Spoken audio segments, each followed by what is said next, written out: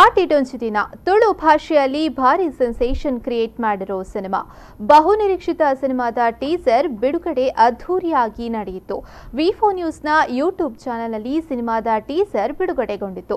ತುಳುನಾಡ ಮಾಣಿಕ್ಯ ಅರವಿಂದ್ ಬೋಳಾರ್ ಅವರು ಟೀಸರ್ ಅನ್ನು ಬಿಡುಗಡೆ ಮಾಡಿದ್ರು. ವಿಭಿನ್ನ ಪೋಸ್ಟರ್ ಹೀಗೆ ಅನೇಕ ಬಗೆಯ ವಿಶೇಷತೆಗಳಿಂದ ಸದ್ದು ಮಾಡುತ್ತಿರುವ ತುಳು ಸಿನಿಮಾ ಆಟಿಟೊಂಚು ದಿನ.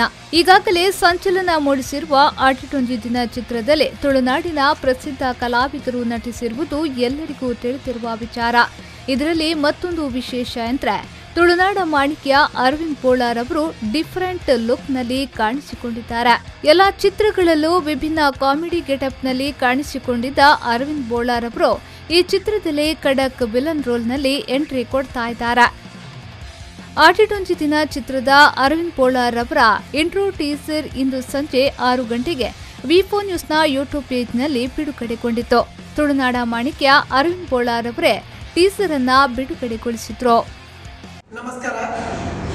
ಭವಿಷ್ಯ ಆರ್ಕೆ ಕ್ರಿಯೇಷನ್ ಆಟಿಟೊಂಚು ದಿನ ಲೆತ್ತ ಟೀಸರ್ ಇಂದ ರಿಲೀಸ್ ಬಂತೊಂದುಲ್ಲೆ ಮಾತೆರ್ಲ ಈ ಟೀಸರ್ ವಿ4 ದ ಯೂಟ್ಯೂಬ್ ಚಾನೆಲ್ ಮಾತೆರ್ಲ ವೀಕ್ಷಣೆ ಮನ್ಪಲೆ. ಓಕೆ ಸ್ವಾಮಿ ಹೊರಗಜ್ಜ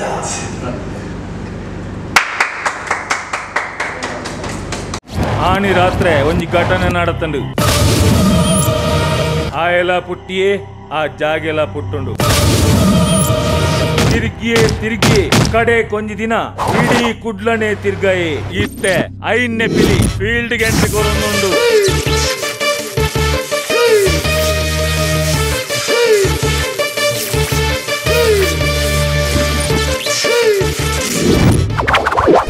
ಕತ್ತಲೆ ದಾದಾಲ್ ಬ್ಲೂ ಮೂಲು ಲಾಸ್ಟ್ ಪ್ಲೇ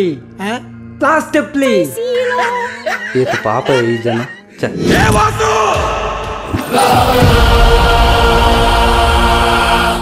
ಯಾನ ಊರುಡು ಎತ್ತು ಮರಡು ಮಲ್ದೆ ಗೊತ್ತುಂಡ.